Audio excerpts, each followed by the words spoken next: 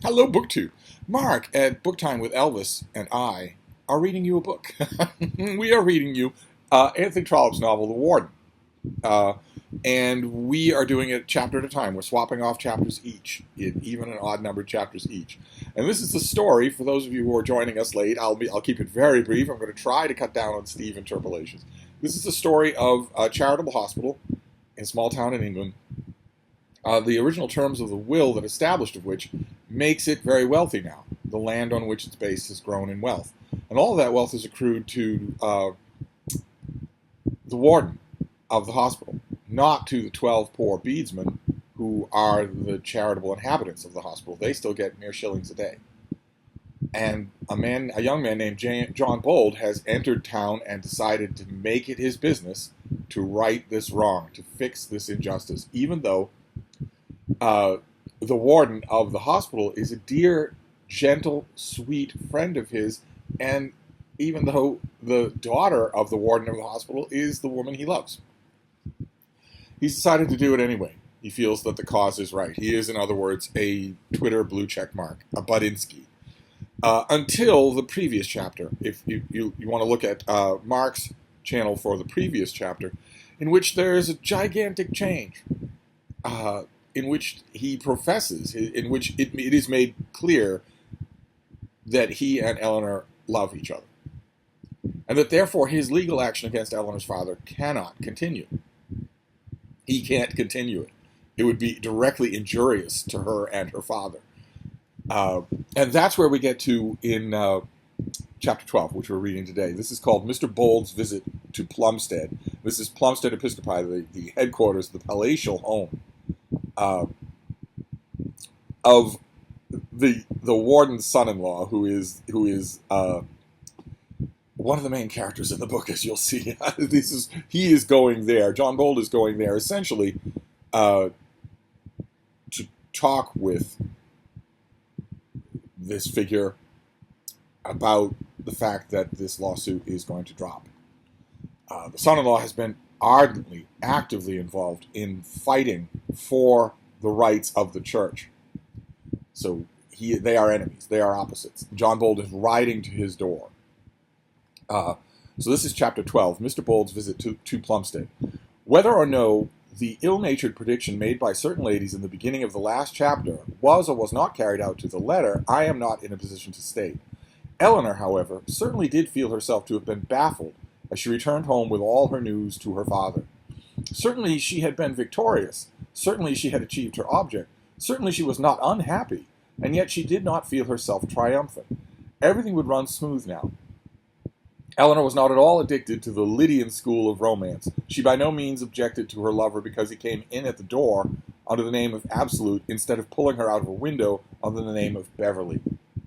That's going to be gibberish to you. Ride right by it.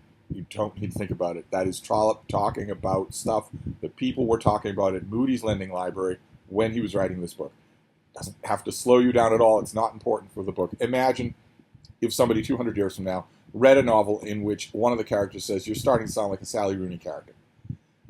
You might look at a footnote for that, but you will also be able to tell from context what the meaning of that is. In all of these cases, when Trollope does something like this, if you can't tell from context what the meaning of those words is, then you're in the hands of a bad writer. And Trollope is not a bad writer. So you're never going to need to know that. No offense to all the hardworking people who have annotated all of the Trollope novels over the years. Anyway, so much for no Steve interpolations. Let's just keep going. And yet she felt that she had been imposed upon and could hardly thank Mary Bold for sisterly charity, John Bold's sister.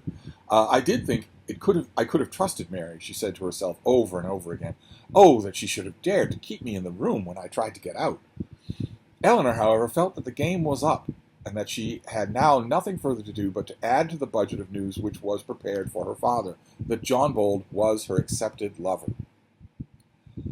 We will, however, now leave her on her way and go with John Bold to Plumstead Episcopi, merely premising that Eleanor on reaching home will not find things so smooth as she had fondly expected. 2 messengers had come, one to her father and the other to the archdeacon, and each of them much opposed to her quiet mode of solving all their difficulties.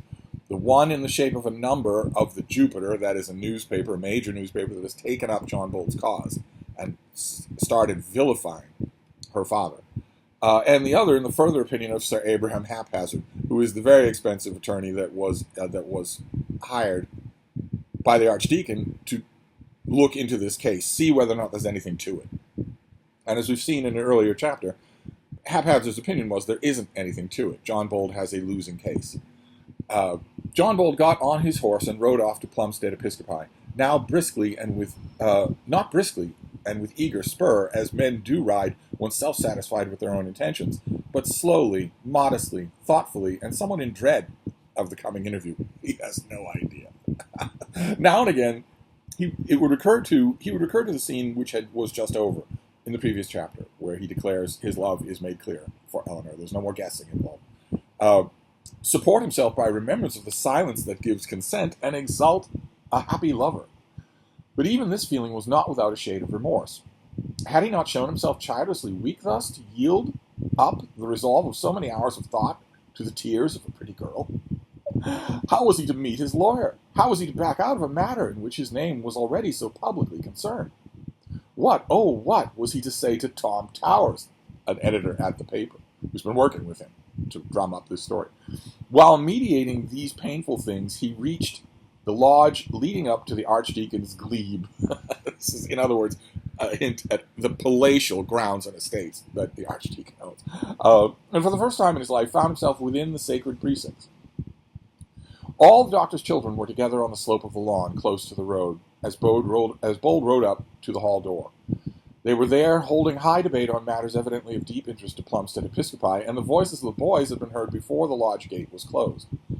Florinda and Griselle, frightened at the sight of so well-known an enemy to the family, fled on the first appearance of the horseman, and ran in terror to their mother's arms. Not for them was it, tender branches, to resent injuries, or as members of the church militant to put on armor against its enemies. But the boys stood their ground like heroes, and boldly demanded the business of the intruder. "Do you want to see anybody here, sir?" said Henry, with a defiant eye and a hostile tone, which plainly said that at any rate no one there wanted to see the person so addressed. And as he spoke, he brandished aloft his garden water pot, holding it by the spout, ready for the braining of anyone. Because, as we've already made clear, the Archdeacon's children are louts. His boys are horrible. "Henry," said Charles James slowly and with a certain dignity of diction, "Mr. Bold, of course, would not have come without wanting to see someone. If Mr. Bold has proper ground for wanting to see some person here, of course he has a right to come."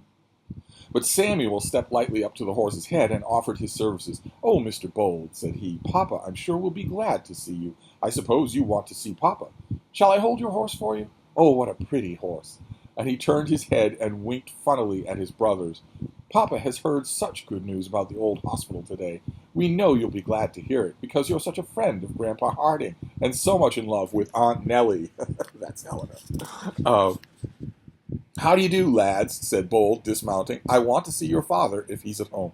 "Lads!" said Henry, turning on his heel and addressing himself to his brother, but loud enough to be heard by Bold. "Lads, indeed! If we are lads, what does he call himself?" Henry's way of alluding to the fact that John Bold is very young. And taking offense. He's got a chip on his shoulder. He's taking offense at the first thing he can. Charles James condescendingly said nothing further, but cocked his hat with much precision and left the visitor to the care of his youngest brother. Samuel stayed till the servant came, chatting and patting the horse, but as soon as Bold had disappeared through the front door, he stuck a switch under the animal's tail to make him kick, if possible. The church reformer found himself face to face with the Archdeacon in that same room, in that same sanctum sanctorum of the rectory, of which we have already been introduced. I read it in an earlier chapter. It's where the Archdeacon goes with much pomp and circumstance, the illusion of making his sermons, but what he's really doing is reading Rabelais. As he entered, he heard the click of a certain patent lock, but it struck him with no surprise. The worthy clergyman was no doubt hiding from eyes profane his last much-studied sermon, for the Archdeacon, though he preached but seldom, was famous for his sermons. No room, Bold thought, could have been more becoming for a dignity of the church. Each wall was loaded with theology. Over each separate bookcase was printed in small gold letters the names of those great divines whose works were ranged beneath. Beginning from the early fathers in due chronological order, there were to be found the precious labors of those church servants down the last pamphlet written in opposition to the consecration of Dr. Hampton. Again, you don't have to worry about it. Your copy will probably have a footnote, but you don't have to worry about it. All it means is that it covers the whole of church history. And raised above this were to be seen busts of the greatest among them: Chrysostom, St. Augustine, Thomas Becket, Cardinal Wolsey, Archbishop Laud, and Dr. Philpotts. Those figures have something in common, and it's not necessarily the brilliance of their writing. It's that they were great churchmen. They were great and greedy churchmen. Most of them were greedy churchmen. The fact that Archdeacon Grantley, of all people, would have Cardinal Wolsey's bust on his wall, of all people, is meant to be a joke on Trollope's part. Everything he writes about Grantley is meant to show you who this character is. Every appliance that could make a study pleasant and give ease to the overtoiled brain was there. Chairs made ready to relieve each limb and muscle, reading desks and writing desks to suit every attitude, lamps and candles mechanically contrived to throw their light on any favored spot as the student might desire, a shoal of newspapers to amuse the few leisure moments which might be stolen from the labors of the day. When the Archdeacon mostly just reads for pleasure in this room. And then from the window, a view right through a bosky, that is a wooded vista, which ran a broad green path from the rectory of the church to the end of which a tawny-tinted fine old tower was seen, with all its variegated pinnacles and parapets. Few parish churches in England are in better repair, or better worth keeping so, than that at Plumstead Episcopi, and yet it is built in a faulty style. The body of the church is low, so low that the nearly flat leaden roof would be visible from the churchyard were it not for the carved parapet with which it is surrounded. It is cruciform, in other words, the church is in the shape of a cross. It is cruciform, though the transepts are irregular, one being larger than the other, and the tower is much too high in proportion to the church. But the color of the building is perfect. It is that rich yellow-gray which one finds nowhere but in the south and west of England, and which is so strong a characteristic of most of our old Tudor houses. The stonework also is beautiful. The mullions of the windows and the thick tracery of the Gothic workmanship is as rich as fancy can desire. And though in gazing on such a structure one knows by rule that the old priests who built it wrong, one cannot bring oneself to wish that they should have made it other than it is. Again, a little bit of subtle commentary that there's something deeply wrong at Plumstead Episcopi. When Bold was ushered into the bookroom, he found its owner standing with his back to the empty fireplace, ready to receive him, and he could not but perceive that expansive brow was elated with triumph, and that those full, heavy lips bore more prominently than usual an appearance of arrogant success. And then we get the interview. Oh, and it's wincing-worthy. "Well, Mr. Bold," said he, "well, what can I do for you? Very happy, I can assure you, to do anything for such a friend of my father-in-law." "I hope you'll excuse my calling, Dr. Grantley."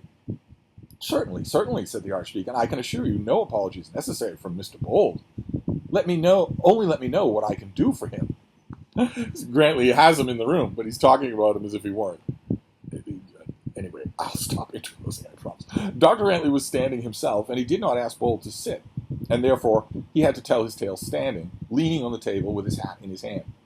He did, however, manage to tell it, and as the Archdeacon never once interrupted him, or even encouraged him by a single word, he was not long in coming to the end of it. "And so, Mr. Bold, I'm to understand, I believe, that you are desirous of abandoning this attack on Mr. Harding." Mr. Harding is the warden. "Oh, Dr. Grantley, there has been no attack, I can assure you." Well, we won't quarrel about words. I should call it an attack. Most men would so call an endeavor to take away from a man every shilling of income that he has to live upon. But it shan't be an attack if you don't like it, if you wish to abandon this little game of backgammon you've begun to play. "I intend to put an end to the legal proceedings which I have commenced." "I understand," said the Archdeacon. "You've already had enough of it. Well, I can't say that I'm surprised. Carrying on a losing lawsuit where one has nothing to gain but everything to pay is not pleasant." Bold turned very red in the face. "You misinterpret my motives," said he. "But, however, that is of little consequence. I did not come to trouble you with my motives, but to tell you a matter of fact. Good morning, Dr. Grantley." In other words, he's going to leave. One moment, said the other. "I don't exactly appreciate the taste which induced you to make any personal communication to me on the subject, but I dare say I'm wrong. I dare say your judgment is the better of the two, But as you have done me the honor, as you have, as it were, forced me into a certain amount of conversation on the subject, which had better perhaps have been left to our lawyers, you will excuse me if I ask you to hear my reply to your communication. I am in no hurry, Dr. Grantley. Well, I am, Mr. Bold. My time is not exactly leisure time, and therefore, if you please, we'll get to the point at once. You're going to abandon this lawsuit? And he paused for a reply. Yes, Dr. Grantley, I am. Having exposed a gentleman who was one of your father's warmest friends to all the ignominy and insolence which the press could heap upon his name, having somewhat ostentatiously declared that it was your duty as a man of high public virtue to protect those poor old fools whom you've humbugged there at the hospital, you now find that the game costs more than it's worth, and so you make up your mind to have done with it. A prudent resolution, Mr. Bold, but it is a pity you should have been so long in coming to it.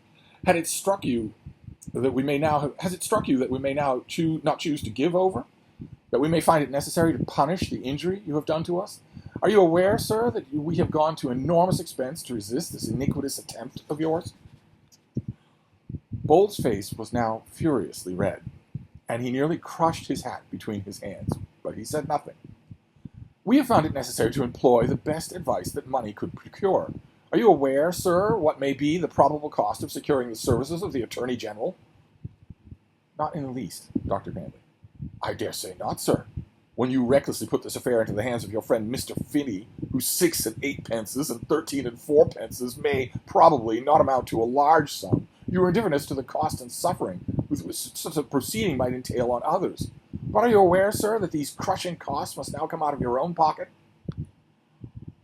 Any demand of such a nature which Mr. Harding's lawyers may have to make will doubtless be made to my lawyer. Mr. Harding's lawyer and my lawyer? Did you come here merely to refer me to lawyers? Upon my word, I think the honor of your visit might have been spared. And now, sir, I'll tell you what my opinion is. My opinion is that we shall not allow you to withdraw this matter from the courts. You can do as you please, Dr. Grantley. Good morning. Hear me out, sir, said the Archdeacon. I have here in my hands the last opinion given in this matter by Sir Abraham Haphazard. I dare say you have already heard of this. I dare say that it has had something to do with your visit here today. I know nothing whatever of Sir Abraham Haphazard or his opinions. Be that as it may, here it is. He declares most explicitly that under no phasis of the affair whatever have you a leg to stand upon, that Mr. Harding is as safe in his hospital as I am here in my rectory, that a more futile attempt to destroy a man was never made than that which you have made to ruin Mr. Harding. Here, and he slapped the paper on the table, I have this opinion from the very first lawyer in the land, and under these circumstances you expect me to take you a low bow for your kind offer to release Mr. Harding from the toils of your net? Sir, your net is not strong enough to hold him. Sir, your net has fallen to pieces, and you knew that well enough before I told you. And now, sir, I wish you good morning, for I'm busy. Bold was now choking in his passion. He had let the Archdeacon rush on because he knew not with what words to interrupt him. And now that he had been so deflated, so defied and insulted, he could not leave the room without some reply. Dr. Grantley, he commenced. I have nothing further to say or to hear, said the Archdeacon. I'll do myself the honor to order your horse. And he rang for the bell. I came here, Dr. Grantley, with the warmest, kindest feelings. Oh, of course you did. Nobody doubts it. With the kindest feelings. And they have been most grossly outraged by your treatment. Of course they have. I have not chosen to see my father-in-law ruined. What an outrage that must be to your feelings. The time will come, Dr. Grantley, when you will understand why I called upon you today. No doubt, no doubt. Is Mr. Bold's horse there? That's right. Open the front door. Good morning, Mr. Bold. And the doctor stalked into his own drawing room, closing the door behind him, and making it quite impossible that John Bold should speak another word.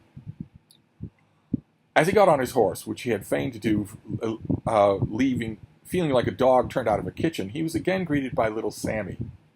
Goodbye, Mr. Bold. I hope we may have the pleasure of seeing you again before long. I'm sure Papa will always be glad to see you. Just want to kick the kid. There was certainly the bitterest moment of John Bold's life. Not even the remembrance of his successful love could comfort him. Nay, when he thought of Eleanor, he felt that it was that very love which had brought him to such a pass, that he should have been so insulted and been so unable to reply, that he should have given up so much at the request of a girl, and then have had his motives so misunderstood, that he should have made so gross a mistake as to visit the Archdeacon's. He bit the top of his whip till he penetrated the horn of which it was made. He struck the poor animal in his anger, and then was doubly angry at himself for this futile passion. He had been so completely checkmated, so palpably overcome. What was he to do? He could not continue his action after pledging himself to abandon it, nor was there any revenge in that. It was the very step to which his enemy had endeavored to goad him. He threw the reins to the servant who came to take his horse, and rushed upstairs into his drawing room where his sister Mary was sitting. "If there be a devil," said he, "the real devil here on earth, it is Dr. Grantley." He vouchsafed her no further intelligence, but again seizing his hat, he rushed out and took his departure for London without another word to anyone. And that is chapter 12. Mr. Bold's visit to Plumstead Episcopi. He goes there literally hat in hand to make his peace with Archdeacon Grantley. I have dropped the suit. I am withdrawing the legal action. And perhaps he would have gone on to say why. That he's now formally affianced to Eleanor. That he will be Dr. Grantley's brother. He doesn't get that far because Archdeacon Grantley is every bit as much of a crap heel as his 3 sons. He can't do the graceful thing.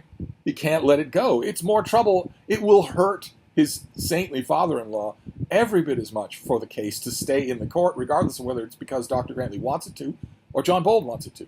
In either case, you are destroying a virtuous older man. But Dr. Grantley doesn't care. He's been put to some financial expense, and his hackles are up. And so instead of being graceful right there in his sanctum sanctorum, he rubs John Bold's nose in it, calls it iniquitous, calls him a liar a couple of times, refuses to let him speak. Oh, it is perfectly designed to change the action of the book, right? The conclusion of the action last time, the chapter you heard Mark read yesterday, would have been the end of this story. John Bold confesses his love, or through silence allows his love to be known, for Eleanor, which means he, of course, is not going to continue a lawsuit that will injure her father and her own self, her own fortune, her own finances. And there the matter ends. He got it into his head to do something. It got into the papers, but he has let it die. He has removed his name from it. The papers won't care without him, so they'll let it drop. It will eventually become just a footnote. He goes to Archdeacon Grantley to tell him that, and is abused in the worst possible way for a proud young man. So, this is the halfway point in the book. What's going to happen? You'll notice John Bold doesn't go to his room. He goes to London, where his lawyers are, where his fellow reformers are. Did Dr. Grantley just ruin things with his boorish behavior, the boorish behavior that he's clearly taught to his sons? Did he just ruin things? I think the plot has just got a classic Trollope goose in the action. So tune into Mark's channel tomorrow, find out what happens. Although, keep in mind, Trollope tells us in this chapter that news has already come to the Warden. That some of which we don't know about. Trollope is foreshadowing some of that. So the next chapter might not be John Bold in London. You'll have to tune in to find out. Thank you, too.